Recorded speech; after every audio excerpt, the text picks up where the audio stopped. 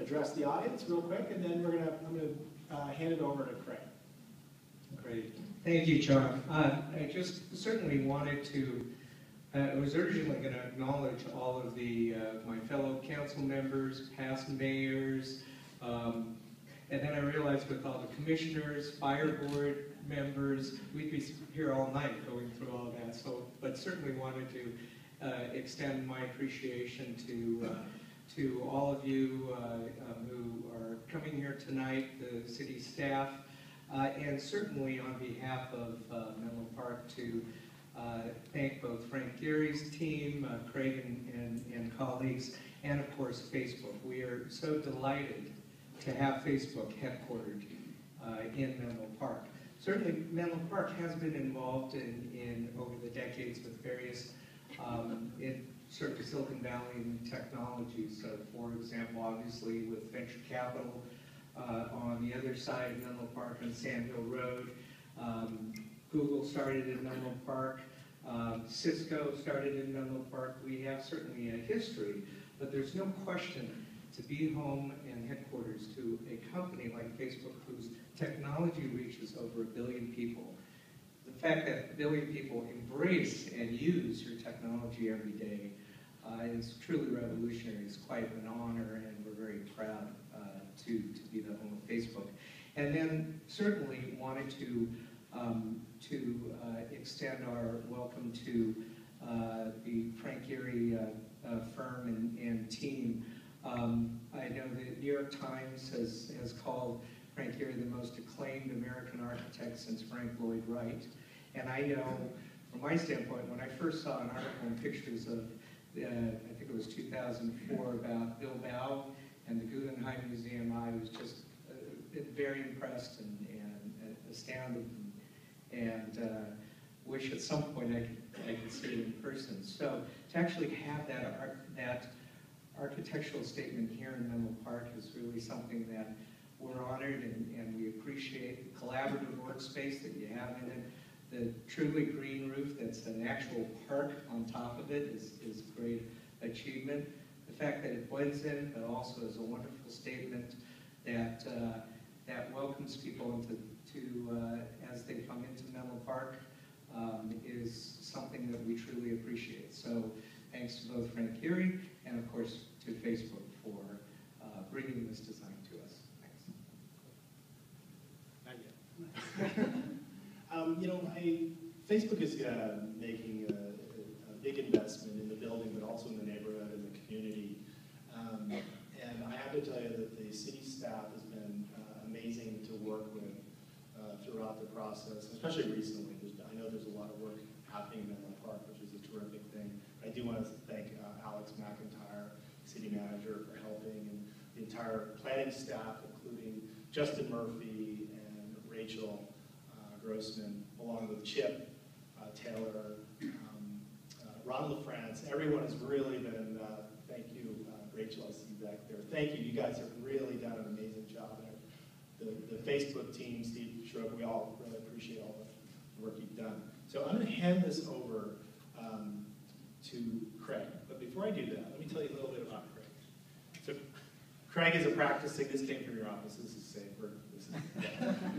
Craig is a practicing architect for the past 30 years. He's been in Frank's office for 17 years. And so when I asked Frank, I said, oh, who's got the most tenure besides Berta? It's Craig.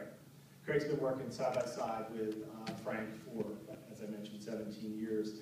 And he's worked alongside Frank, developing a process and a formal language about architecture that has really grown from the company's early days, probably when Frank was less famous, to larger scale projects that are recognized today worldwide. In fact, Grace, who just went to Bilbao, Spain, she was in Bilbao looking at a building. She was just talking to Jeff, who was one of the project architects, who was probably the technical guy on Bilbao. These guys have done some really amazing projects. Craig has done projects like the Disney Music Hall.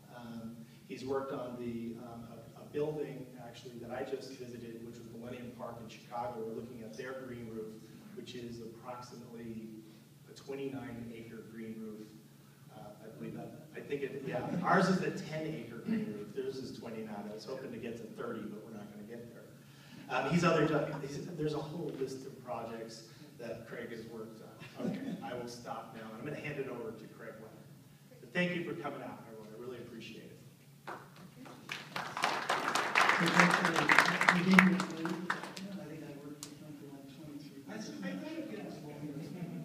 So I feel like Rachel should be up here introducing what she does at all these other events.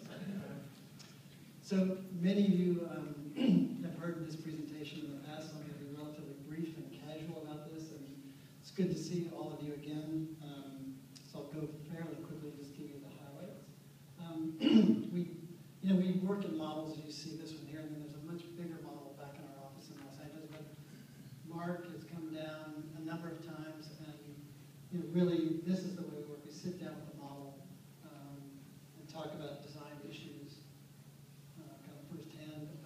This is a view of the bigger model, which is about 40 feet long, and we're really at this point now starting to develop the interiors of the building. So at some point we may truck this big model up here, but not for this evening.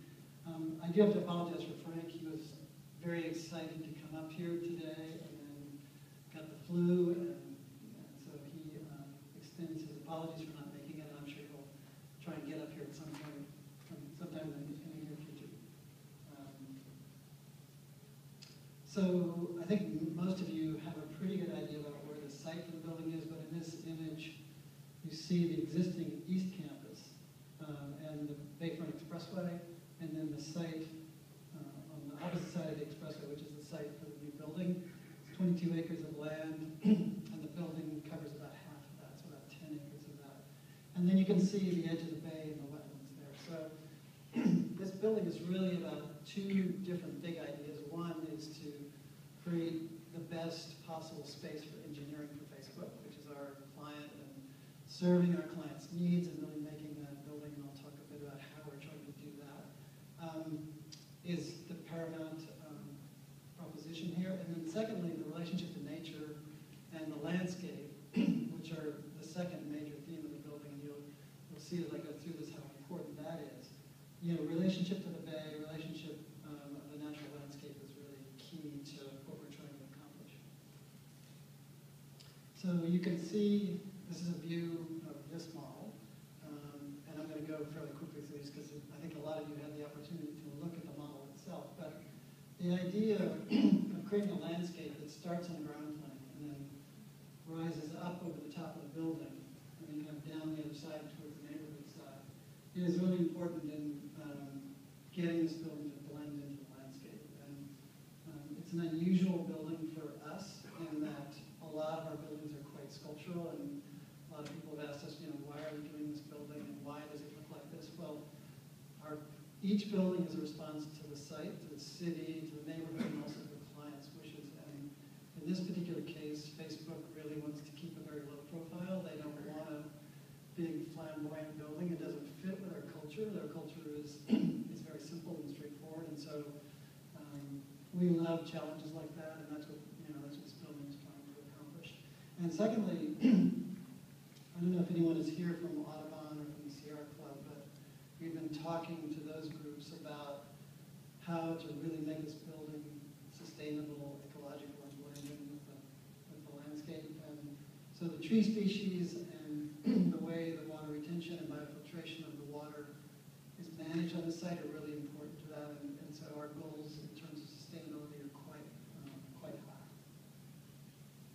So the big idea, the kind of first goal is to create this ideal space for engineering. And what Facebook is after is creating relationships between different people working on their staff so that the synergy of ideas really starts to flow, and that synergy of ideas is what creates the kind of big moves that they make forward. So the way to do that is to not divide people into different buildings like this campus has, and not to put people on separate floors. So this building has one single floor plate. It's basically one big room. It's 10 acres. It's 400,000 square feet. It'll house about 2,800 engineers. And that's the idea, to try and create those relationships. Within that big room, we're trying to create a kind of interior landscape which will create variations in the space and create a certain degree of intimacy. And so the white kind of little buildings that you see there are conference rooms and cafes and all the support spaces that allow the building to function.